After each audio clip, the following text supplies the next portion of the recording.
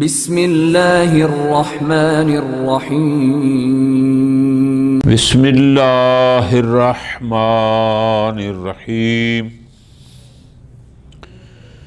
عقیدتنا فی زیارت القبور۔ اخلاق اہل بیت علیہم السلام میں تیسری چیز جو آیت اللہ مظفر بیان فرما رہے ہیں وہ ہے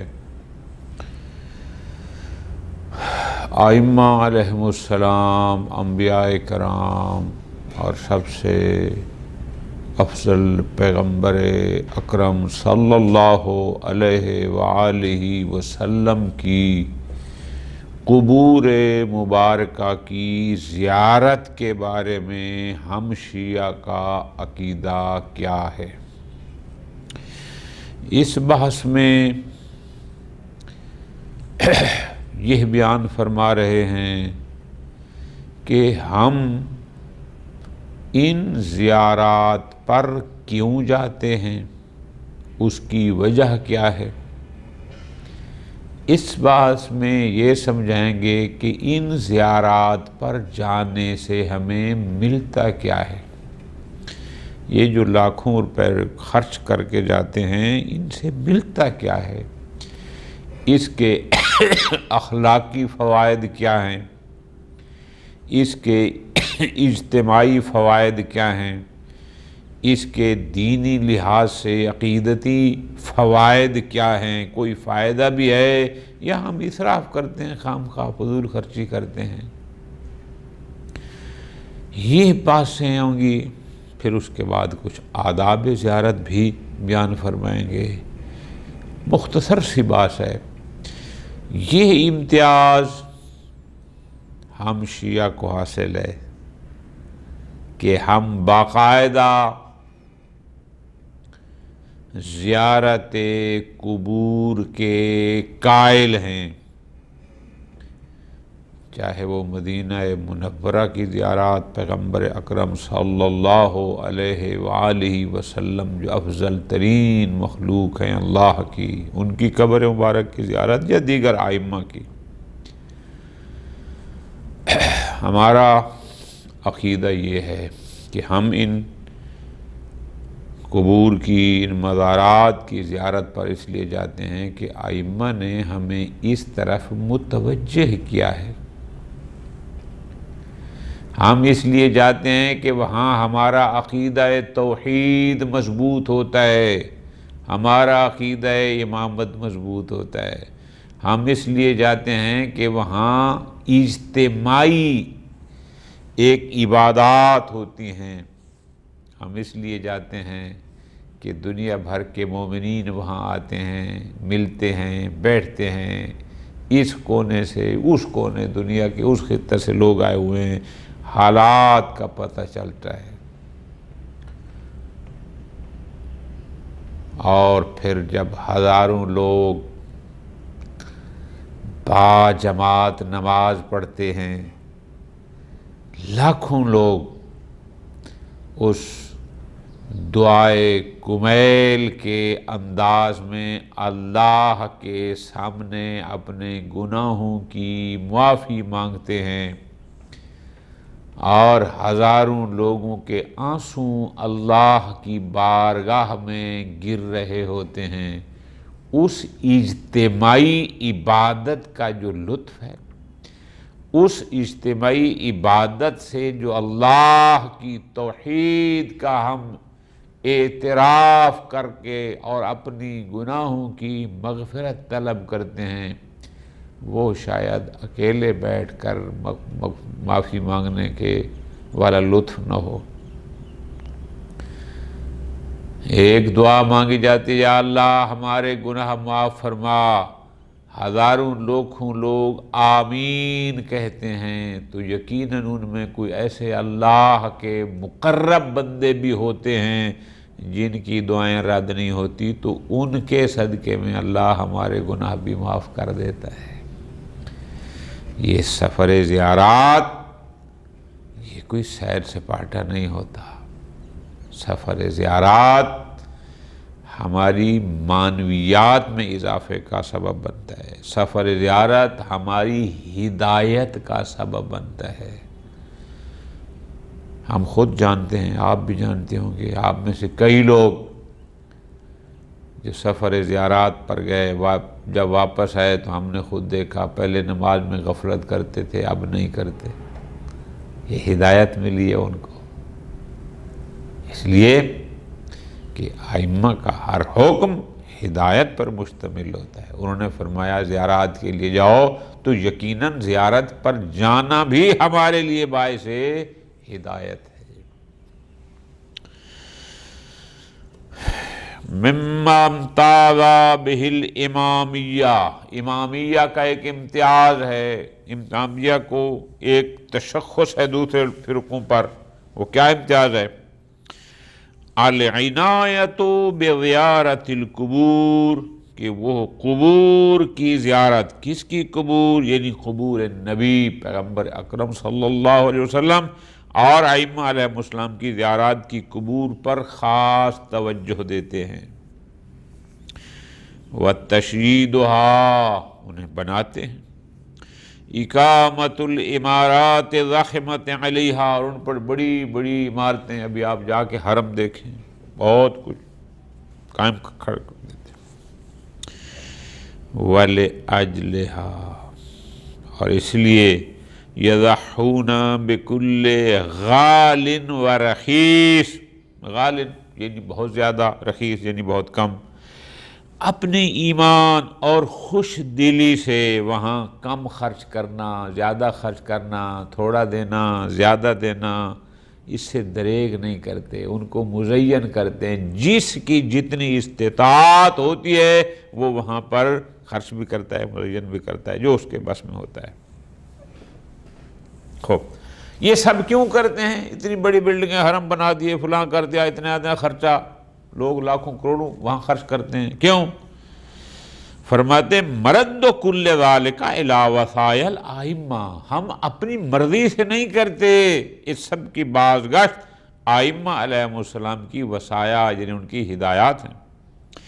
وَحَثَّهِمْ شِيَّتَهُمْ عَلَى الزِّيَارَةِ، انہوں نے اپنے مومنین کو، اپنے چاہنے والوں کو، اپنے ماننے والوں کو زیارت پر آمادہ کیا۔ ٹھیک ہے جی۔ وَتَرْغِيبِهِمْ فِي مَا لَهَا مِنَ الثَّوَابِ الْجَزِيلِ عِنْدَ اللَّهِ، اور اس زیارت پر جو اللہ تبارک و تعالیٰ کے نزدیک اجر جزیل کثیر ثواب ملتا ہے، اس ثواب کے حصول پر ائمہ نے ترغیب دی ہے کہ یہاں جاؤ، یہاں جانے سے اللہ آپ کو یہ ثواب عطا فرمائے گا۔ ہم زیارات پر جاتے ہیں تو اپنی مرضی سے نہیں جاتے، خود ائمہ نے ہمیں ترغیب دی ہے کہ وہاں جاؤ۔ باعتبار انہا من افضل الطاعات والقربات بعد الواجبہ، عبادات الواجبہ، ائمہ نے ہمیں بتایا کہ واجب عبادات کے بعد اگر کوئی افضل عبادت اور طاعت ہے تو یہی زیارات مقامات مقدسہ، پیغمبر اکرم صلی اللہ علیہ وآلہ وسلم، یا زیارت قبور ائمہ۔ لیکن واجب عبادات کے بعد کوئی غلط فہمی میں نہ رہے، الزام نہ لگائے کہ جناب شیعہ جو ہیں وہ حج کے قائل نہیں ہیں، فلاں کے قائل نہیں ہیں، نہ، واجب عبادات کے بعد، پہلے حج پھر زیارات، پہلے زکوٰۃ پھر زیارات، پہلے خمس پھر زیارات، جو بھی واجبات ہیں۔ فرماتے ہیں بے اعتبار انہا تلک القبور من خیر المواقع، وجہ کیوں جاتے ہیں ہم وہاں پر، کیا جاتے ہیں، کیوں جاتے ہیں مدینے؟ چلو مکہ تو جاتے ہیں، وہاں حج کرتے ہیں، عمرہ کرتے ہیں، مدینے کیوں جاتے ہیں؟ کربلا کیوں جاتے ہیں؟ نجف کیوں جاتے ہیں؟ فرماتے ہیں اس لیے کہ یہ جو قبور ہیں من خیر المواقع لاستجابت الدعاء، بارگاہ خدا میں دعا کے قبول ہونے کے بہترین مقام ہیں یہ۔ والانقطاع الی اللہ، اور بندوں سے اور بے نیاز ہو کر اس کی ذات کے ساتھ کی طرف متوجہ ہونا اور مناجات کرنے کا۔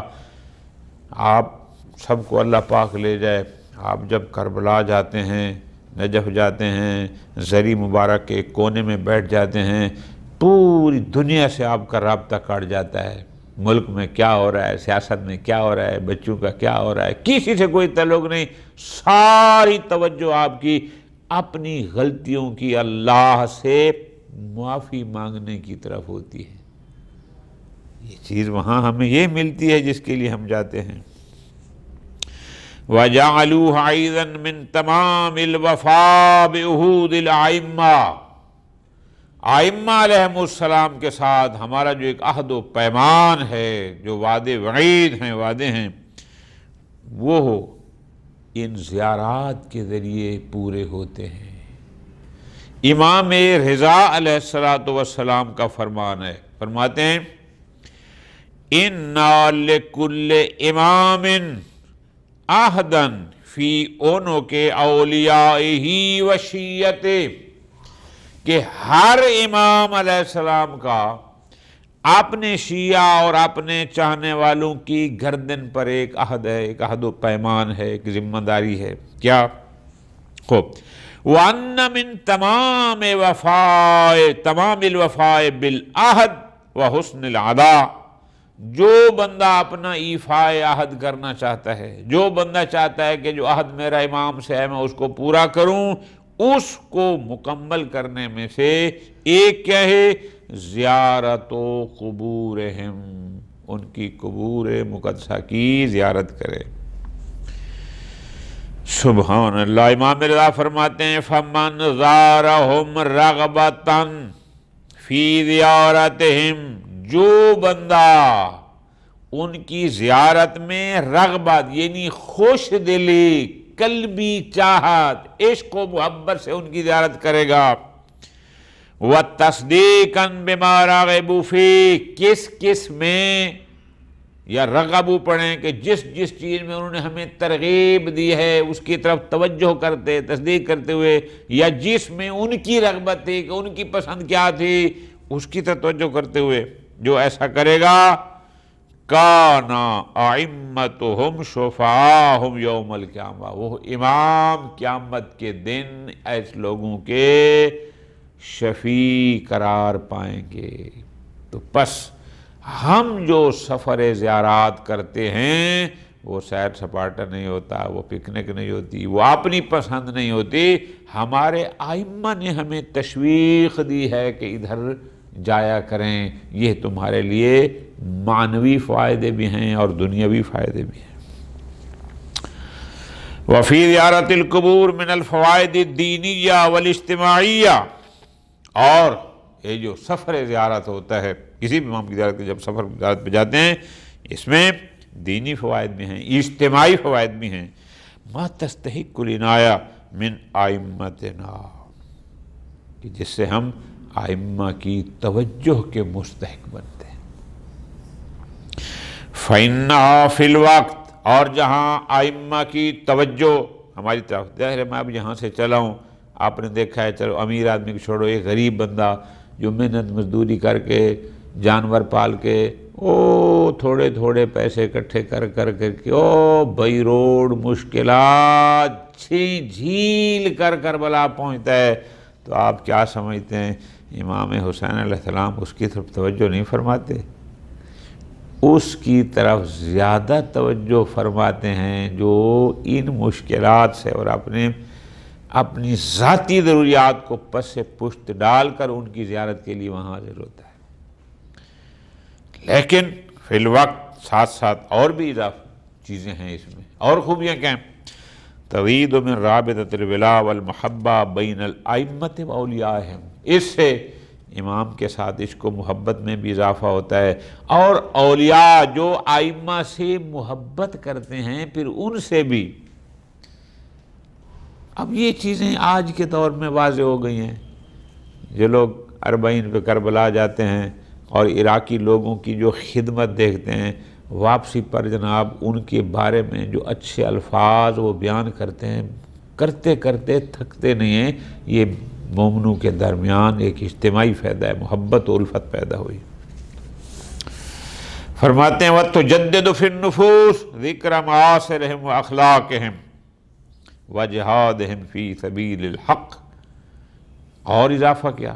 اور یہ ہوتا ہے کہ جب سفر دیار پہ جاتے ہیں آپ کے دل میں ائمہ کے اخلاق حسنہ، ان کی خوبیاں، راہ خدا میں ان کے جہاد کے ذکر کی یاد تازہ کرتے ہیں۔ دوبارہ بتاتے ہیں جب آپ جاتے ہیں نجف سے کربلا، کربلا سے کالمین، کالمین سے اور پھر سامرا وہ جاتے ہیں، تو یہ سب کی کوئی امام کہیں، کوئی امام کہیں، یہ ادھر پہنچے کیسے، یہ ہوا کیسے، یہ ساری چیزیں،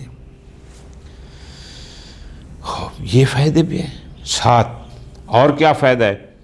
تجمع فی مواسمہا، موسم زیارت میں، جیسے 40 کا موسم ہے مثلاً، اس موقع پر جمع ہوتے ہیں اشتات المسلمین المتفرقین علی صعید واحد، او دنیا کے مختلف گوش و کنار میں رہنے والے مسلمین ایک سرزمین پر اکٹھے ہوتے ہیں۔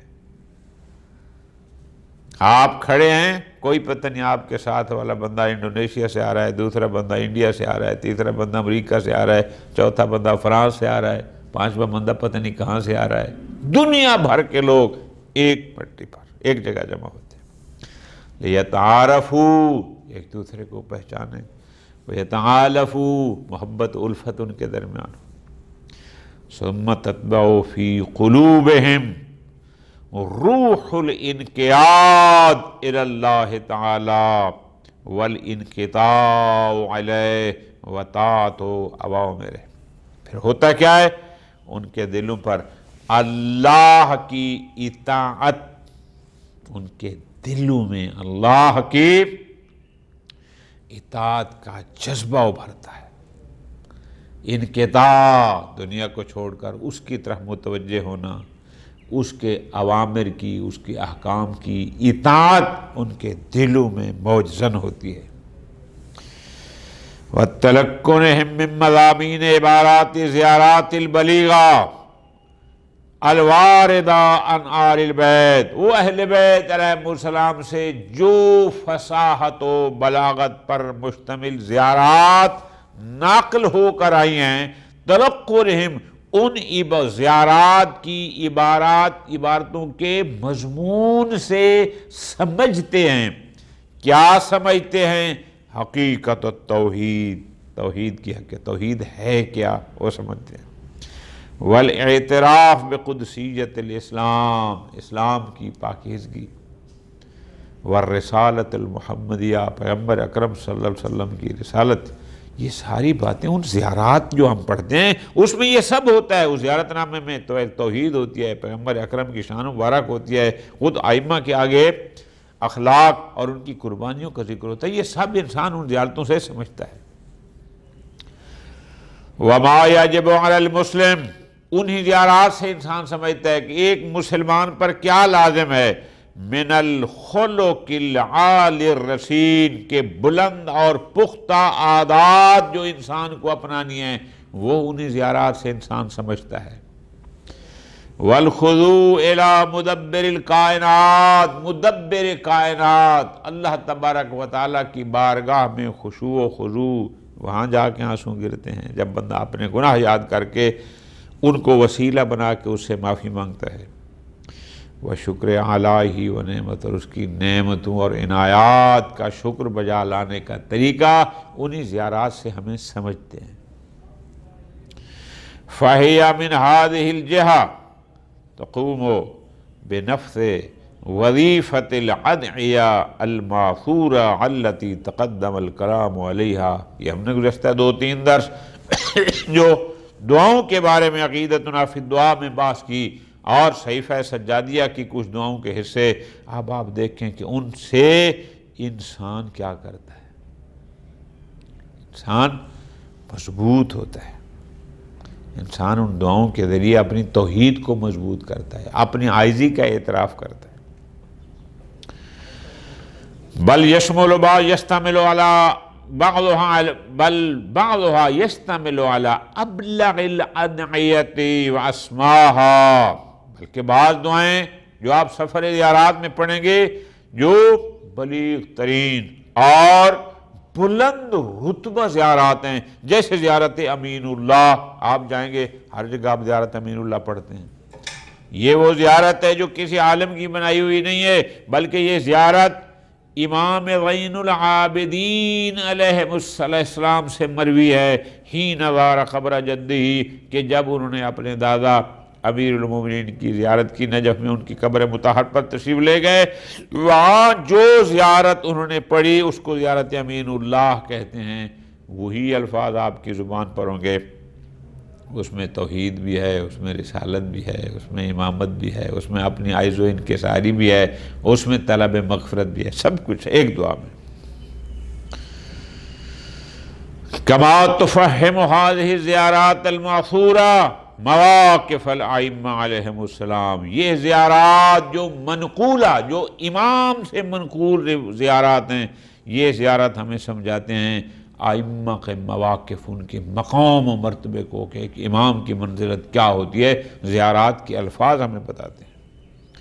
وَتَضْحِيَاتِهِمْ فِي سَبِيلِ نُصْرَةِ الْحَقِّ، اور حق کی مدد میں انہوں نے جو قربانیاں دی ہیں، جانثاری کی ہے، یہ زیارات سمجھاتے ہیں۔ وَإِعْلَاءِ کلمۃ الدین، دین حق اسلام کو بلند کرنے کے لیے ان کی جو قربانیاں ہیں، اس کو یہ زیارات ہمیں وہ قربانیاں سمجھاتی ہیں کہ انہوں نے کس طرح کیا۔ وَتَجَرُّدِهِمْ لِطَاعَةِ اللَّهِ، اور اطاعت خدا کے لیے دنیا سے منہ موڑ کے ساری توجہ اس کے اللہ کی طرف کی ہے، وہ کیسے کی ہے وہ بھی انہی زیارات کے مضمون سے آپ کو ملے گا۔ وَقَدْ وَرَدَتْ بِأُسْلُوبٍ عَرَبِيٍّ جَذِلٍ، ایک بہترین انداز، روشن عربی کے انداز میں آپ کو ملیں گی، یعنی ایسے کہ جس میں فصاحت بھی ہے، عبارات آسان ہیں، یفہم الخاصہ، چاہے وہ عربی جانتا ہے نہیں جانتا، اردو بھی جانتا ہے اگر ترجمہ اس کو ساتھ ہے، ایک عام آدمی بھی ان زیارات کی عبارتوں کو سمجھ سکتا ہے کہ اس زیارت کے ذریعے تمہیں ہدایت کی جا رہی ہے، تمہیں سمجھایا جا رہا ہے، توحید بھی وہیں سے ہے، نبوت بھی وہیں سے ہے، قیامت بھی وہیں سے ہے، امامت بھی وہیں سے ہے، اور اپنی عجز و انکساری و طلب مغفرت بھی سب کچھ اسی ملتا ہے۔ ہی محتویۃ علی اسماء معانی التوحید، یہ زیارات جو ائمہ سے منقول ہیں، یہ مفاہیم و بلند ترین مفاہیم توحید پر مشتمل ہیں، عظیم توحید کا درس ان زیارات سے ملتا ہے۔ وَالدَّقَائِقِ وَالدُّعَا، اللہ سے توحید دعا کیسے کرنی ہے وہ بھی اس زیارت سے آپ کو ملے گا۔ وَالِابْتِحَالُ إِلَيْهِ تَعَالَى، اللہ سے لو لگانا، وہ بھی انہی زیارات سے ملے گا جو زیارات ائمہ سے منقول ہیں۔ فَهِيَ بِحَقٍّ من ارک العدب الدینی بعد القرآن ونہج البلاغ والعدعیت الماثورت علیہم، قرآن مجید، نہج البلاغہ اور ائمہ سے منقول دعاؤں کے بعد اگر کوئی اعلیٰ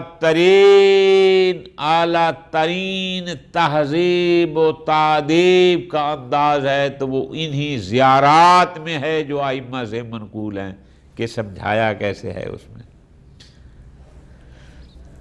اِذْ اُودِعَتْ فِيهَا خُلَاصَةُ معارف ائمہ، جو انہوں نے بیان کیا ان کا خلاصہ انہی زیارتوں میں ائمہ نے ودیت کیا رکھا گیا ہے۔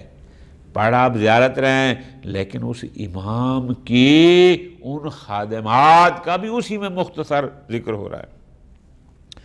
فیما یتعلق بہذہ الشؤون الدینیہ، جن کا آپ کے معاملات دینی اور تہذیبی سے تعلق ہوتا ہے، ان زیارات میں ان سب کا ذکر ہے، وہ سب موجود ہے۔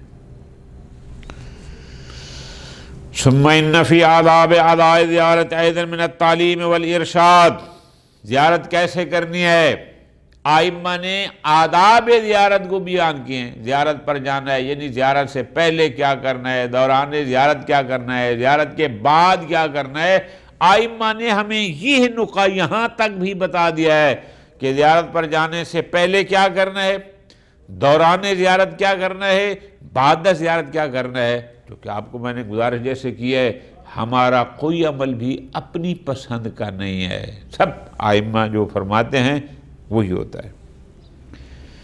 فرماتے ہیں میں نے تعلیم الارشاد ما یؤکد من تحقیق تلک المعانی الدینیت السامیہ، آئمہ کے بیان کردہ اور تعلیم کردہ طریقے کے ساتھ جب ہم زیارت کرتے ہیں تو اس سے وہ مفاہیم عالی، سامیہ یعنی عالی ترین دینی مطالب ہمارے لیے واضح ہوتے ہیں، ہمارے لیے روشن ہوتے ہیں، ہمیں اس کی کنفرمیشن ہوتی ہے، ہمیں سمجھ آتی ہے. دوسرے الفاظ میں کنفرم تو ہے. مثلا من نحو رفع معنویت المسلم، کہ ایک مسلمان کو کیسے معنوی طور پر بلند ہونا چاہیے، ایک مسلمان کی عظمت کیا ہونی چاہیے، یہ وہاں سے ملتا ہے. وَتَنْمِيَةِ رُوحِ لُطْفِ عَلَى الْفَقِيرِ، اگر کوئی محتاج ہے تو اس محتاج پر تیری محبت و مہربانی کو پیدا کرتی ہیں وہ زیارات. ممکن ہے تیرے اکاؤنٹ میں 4 کروڑ روپیہ پڑا ہو، لیکن جو تیرے ساتھ کھڑا ہے وہ بیچارہ اپنی بھیڑ بکریاں بیچ کے گیا ہوا ہو، تو تیرے دل میں فقیروں کے ساتھ محبت کو پیدا کرتے ہیں کہ یہ لوگ یہ بھی ہیں. وَحَمْلُوا عَلَى حُسْنِ الْعَشْرَةِ، حسن معاشرت پر آمادہ کرتے ہیں، حسن سلوک، نیک کردار چال لوگوں کے ساتھ. وَالتَّحَبُّبْ إِلَى مُخَالِطَةِ النَّاسِ، مخالطہ لوگوں سے مل جل کر رہنے کی محبت. کیونکہ ہم نے کئی دفعہ یہ گزارش کی ہے، رہبانیت کا اسلام میں کوئی تصور نہیں، اسلام کہتا ہے مل جل کر رہو. جب آپ وہاں جاتے ہیں تو یہ محبت پیدا ہوتی ہے. فَإِنَّ مِنْ آدابها، آداب زیارت میں سے ما ينبغي أن يثنى قبل البدء بالدخول، یعنی جس پیغمبر اکرم کی زیارت کے لیے جا رہے ہیں یا کسی امام کی زیارت کے لیے، تو وہاں ان کے اس مرکز میں جانے سے پہلے کیا کرنا ہے، زیارت کیا ہے، یہ بھی آداب میں سے. ما ينبغي أن يثنى في اثناء زیارہ، زیارت کے دوران کیا کیا جائے، یہ بھی آداب میں ہے. ما بعد زیارہ کیا کیا جائے، وہ بھی ہے. آیت اللہ مظفر فرماتے ہیں نحن هنا نعرض بعض هذه الآداب، ہم سارے تو نہیں لیکن کچھ آداب زیارت یہاں پر بیان کرتے ہیں. للتنبیہ علی مقاصدہا، تاکہ وہ مقصد جس کے لیے زیارت کرنی ہے تھوڑا سا ہم اس طرف متوجہ ہو جائیں کہ ہم زیارت پہ جا کیوں رہے ہیں. تو اس کے آداب میں سے پہلا ادب. وَمِنْ آدابہا، آداب زیارت میں سے سب سے پہلے ان یغتسل الزائر قبل شروع بالزیارہ، زیارت پر جانے سے پہلے زائر غسل کرے، نہائے دھوئے. ویتطہر، یعنی باطہارت ہو جائے، وضو کرے، غسل کرے، نہائے دھوئے. وفائدۃ ذالک فیما نفع واضح، نہانا دھونا، اب اس کا فائدہ بتانے کی ضرورت نہیں ہے، ایک واضح سی بات ہے. کیا کہ ان ينظف الانسان بدنہ، کہ انسان اپنے بدن کو صاف کرے، من الاوساخ، میل کچیل سے، صاف ستھرا جسم. کیوں؟ لیقیہ من کثیر من الامراض، جب صفائی کرے گا تو اپنے بدن کو بہت ساری بیماریوں سے بچا لے گا.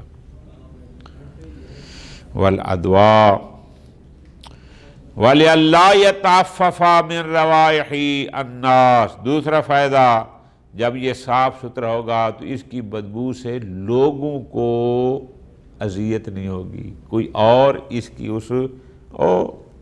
نہ بندہ اگر کئی دن نہ نہائے تو اس کے جنس سے خاص سمیل آتی ہے، تو اس سے بھی دوسروں کو وہ بدبودار نہ کرے، پریشان نہ کرے.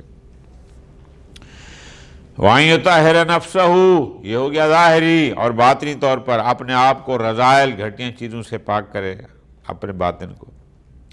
وَقَدْ وَرَدَ فِي الدُّعَاءِ الْمَأْثُورِ أَن يَدْعُوَ الزَّائِرُ بَعْدَ الْانْتِهَاءِ مِنَ الْغُسْلِ، ایک دعا ہے کہ جب زائر غسل کر لے تو غسل کرنے کے بعد یہ دعا پڑھے. وہ دعا کیا سمجھاتی ہے؟ لغرض تنبیہہ علی تلک الاہداف العالیہ، اس دعا تمہیں متوجہ کرتی ہے کہ کتنے عالی مقصد کے لیے تو یہاں آیا ہوا ہے، اس دعا تمہیں اس طرف متوجہ کرتی ہے۔ وہ دعا کیا ہے؟ وہ دعا یہ ہے، اللہم اجعل لی نورا و طہورا، یا اللہ میرے رسل کو میرے لیے نور اور طہور یعنی پاک کرنے والا قرار دے، وحرزن، اور تو اسے ڈھال قرار دے، ہردن کافیہ یعنی حرز مضبوط ڈھال قرار دے، کس سے؟ من کل دائن و حکم، ہر بیماری سے، ہر اذیت سے، ومن کل آفت واہا، ہر مصیبت اور دشواری سے، وطہر بہ قلبی، اور اس کے ذریعے تو میرے دل کو، میرے اعضاء و جوارح کو، میری ہڈیوں کو، میرے گوشت کو، میرے خون کو، میرے بالوں کو، میرے چمڑے کو، میری رگوں کو، میری ہڈیوں کو